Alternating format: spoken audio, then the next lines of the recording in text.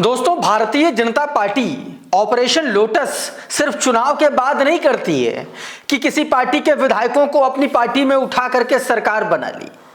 हर बार महाराष्ट्र नहीं होता।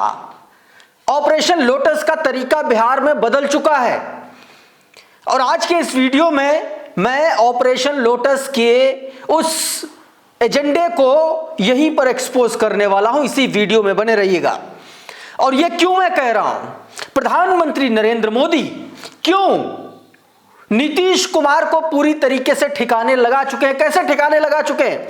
भारतीय जनता पार्टी ने किस तरीके से बड़ा सिस्टमैटिकली आरजेडी के बड़े नेताओं को बड़ा बनाने का ऑफर देकर के जेडीयू के ताबूत में आखिरी कील ठोक दी है। भले ही उस कील पर आपको वो कमल का फूल लाइट वाला दिख रहा हो जो भाजपा के नेता, बड़े बड़े नेता रोड शोज में लेकर के चलते हैं, ऐसे ऐसे दिखाते हुए चलते हैं। आप उस फूल को जेडीयू के ताबूत में आखिरी कील समझ सकते हैं। कैसे? आज के इस वीडियो में मैं आपको दिखाऊंगा, आपको बताऊंगा कि कैसे पवन सिंह की रैली में आरजेडी समर्थकों का तांता लग गया। वो खबर आपको दिखलाने की कोशिश करूंगा और साथ में एक नफरती चिंटू की गाली गलौज वाली एक ऑडियो सुनवाऊंगा। एक ऐसा व्यक्ति, मैंने आपको उस दिन उत्तराखंड की तस्वीर दिखाई थी, एक महिला के, एक लड़की के घर में घुस करके ये तथाकथित संस्कारी झंडू बाम टाइप के लोग आपके घर में घुस करके आपको ज्ञान देते हैं। ऐसे ही एक जाहिल, बदतमीज, बेहया, बदसलूक आदमी किस तरीके से एक बहन के भाई को गाली दे रहा है और घर में आकर के घुस करके मारने की धमकी दे रहा है।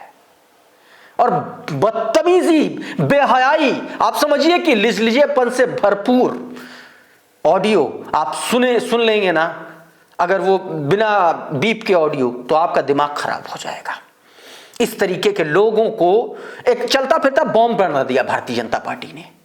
ऐसे लोगों को वो मैं आपको दिखाने जा रहा हूं। सबसे पहले जरा ये तस्वीर देखिए, वो भी आपको दिखाऊंगा खबर। पहले ये देखिए, प्रधानमंत्री नरेंद्र मोदी की तस्वीर देख रहे हैं। इस तस्वीर में कौन कौन है?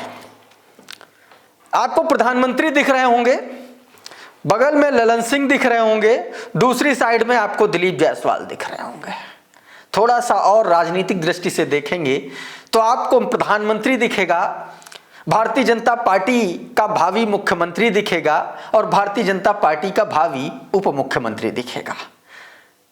यह बात मैं नहीं कह रहा हूं, बिहार के तमाम सारे पॉलिटिकल पंडित कह रहे हैं। दोस्तों, एनडीए का रोड शो है, प्रधानमंत्री रोड शो कर रहे हैं। नीतीश कुमार जो मुख्यमंत्री पद के दावेदार हैं, चेहरा है, जिनका नाम लेने से भारतीय जनता पार्टी कतरा रही है, वो गायब है। और है कौन? वो ललन सिंह, जिनको बीते 24 के चुनाव में ललन सिंह के लिए अमित शाह ने कहा था कि आप इनको संसद भेज दो, हम इनको बड़ा आदमी बना देंगे। तो क्या बड़ा आदमी भारतीय जनता पार्टी ललन सिंह को बिहार का मुख्यमंत्री बनाने जा रही है? क्या अगर जीतती है तो क्या यही डील हुई है क्या कि तुम नीतीश कुमार को ठिकाने लगाओ, हम तुमको बड़ा आदमी बना देंगे? लेकिन ये जो दिख रहा है ये इतना आसान नहीं है, ये इतना सीधा नहीं है जितना सीधा दिख रहा है। उसके पीछे की भी मैं आप बात बताऊंगा। लेकिन सबसे बड़ा सवाल जब एनडीए की बात है, अच्छा, एक और इंटरव्यू में देख रहा था, ललन सिंह जेडीयू के नेता, जेडीयू के टिकट पर चुनाव लड़े 24 का, जीते, मंत्री हैं एनडीए की सरकार में। वो ललन सिंह, उनसे जब रिपोर्टर्स पूछते हैं कि मुख्यमंत्री का चेहरा कौन है, एक बार ललन सिंह ने नहीं कहा कि नीतीश कुमार होंगे। कहा वो तो विधायक दल का नेता तय करेगा ना जी, तो विधायक दल का नेता तय करेगा ना जी। तो ये जेडीयू की भाषा नहीं है भाई साहब, ये भाषा भारतीय जनता पार्टी की है।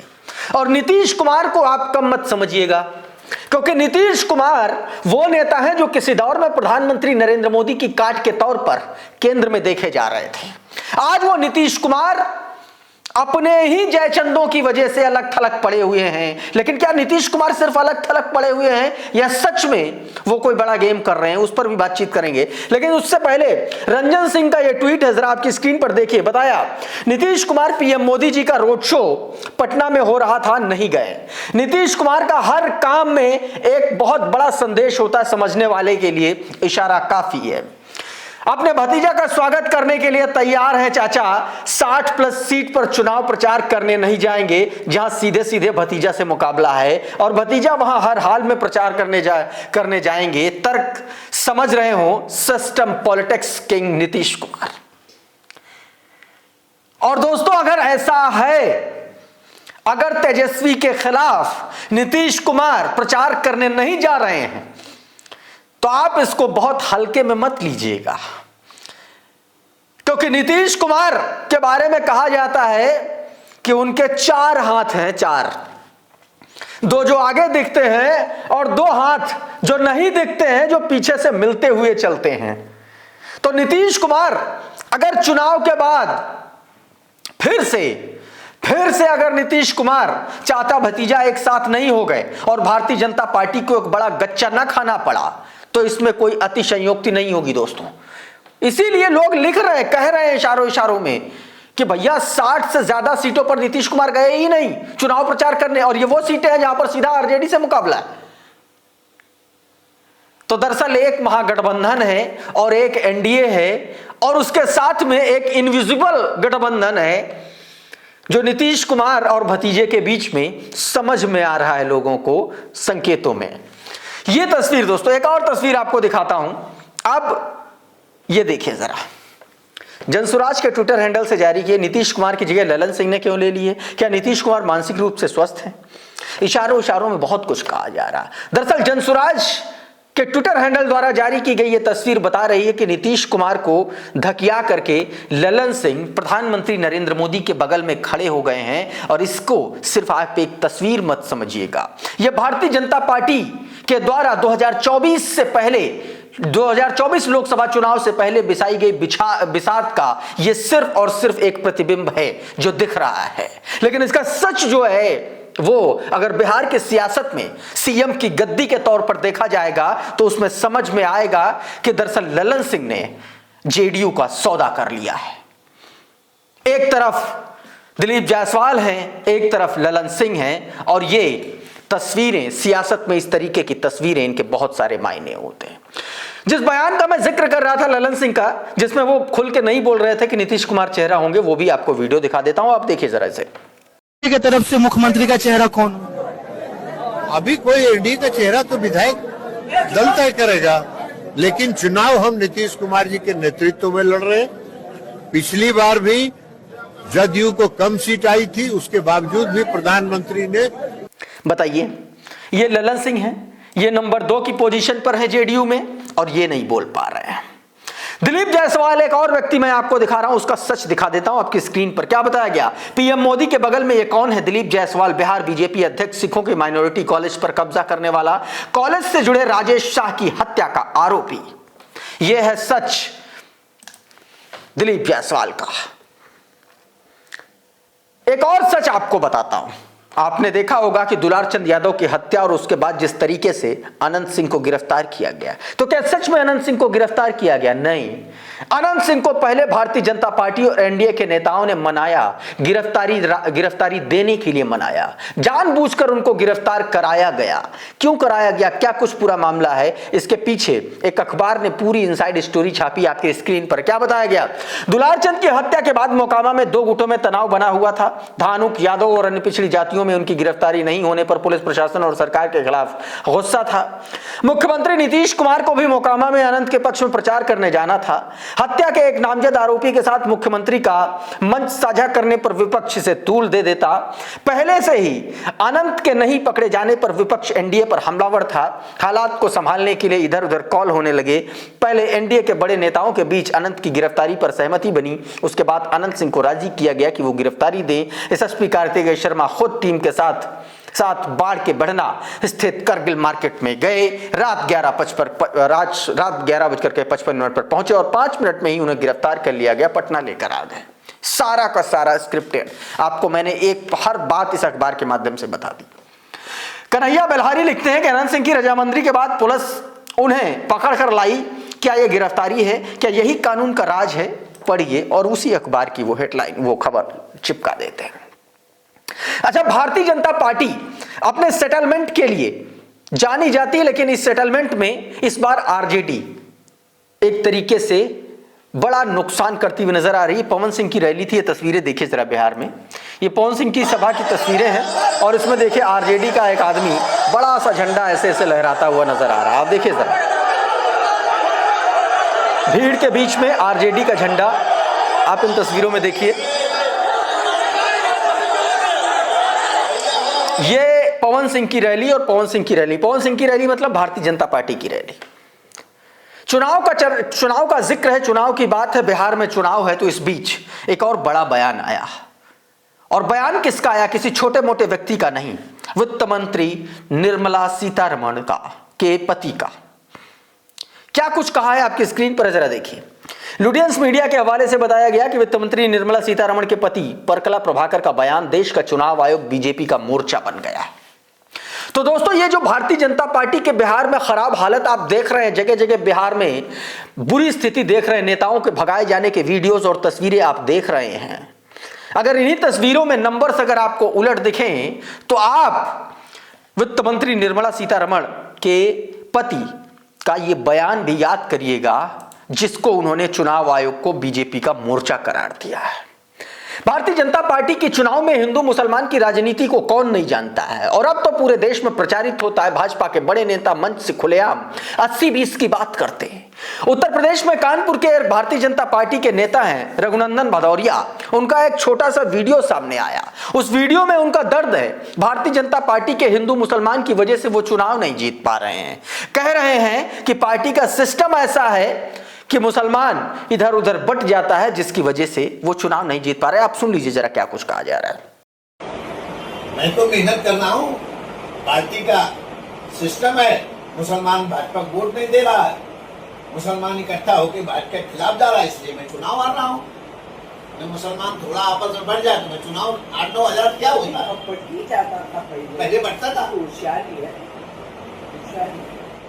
और अब मैं आपको वो ऑडियो सुनवाता हूं उन समाज के ठेकेदारों की जो आपके घर को अपनी बपौती समझ लेते हैं, आपकी मर्जी को, आपकी बहनों को, आपकी बेटियों को और आपको, आप पर अपनी खुद की मर्जी थोपते हैं। मर्जी क्या थोपते हैं? गाली गलौज करते हैं, सुल्ताना डाकू बने हुए घूम रहे, माफिया बनते हैं।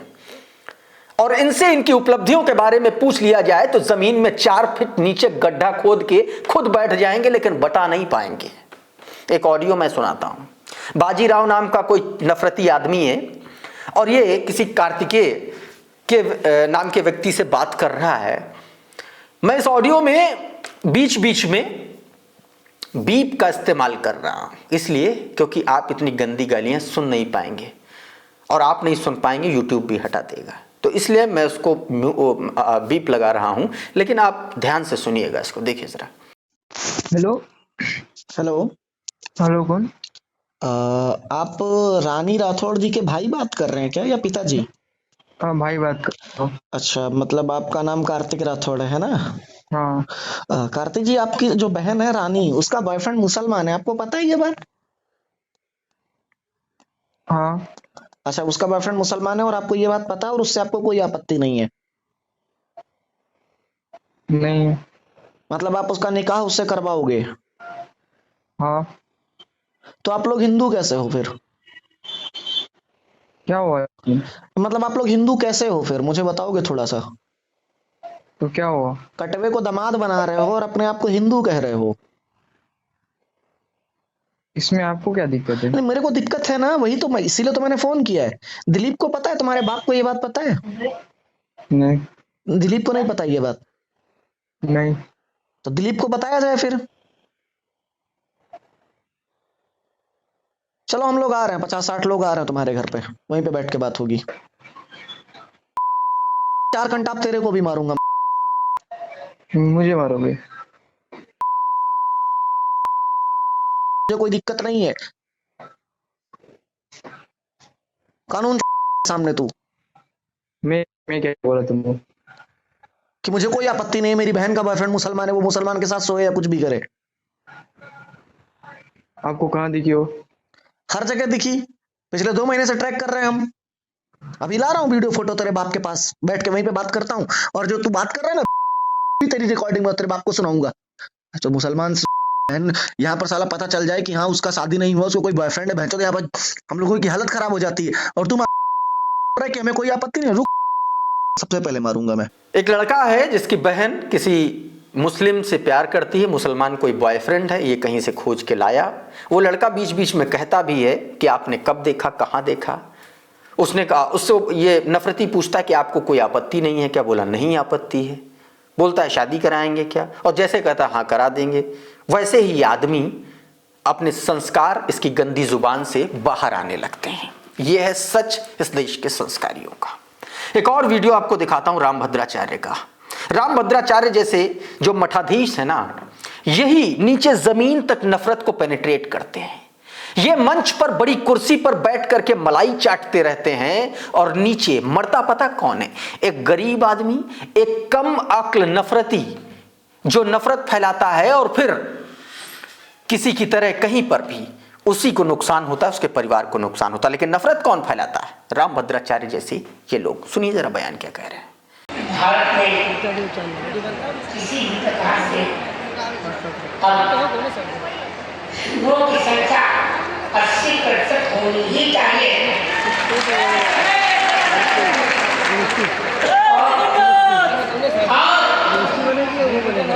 राज्य सरकार भी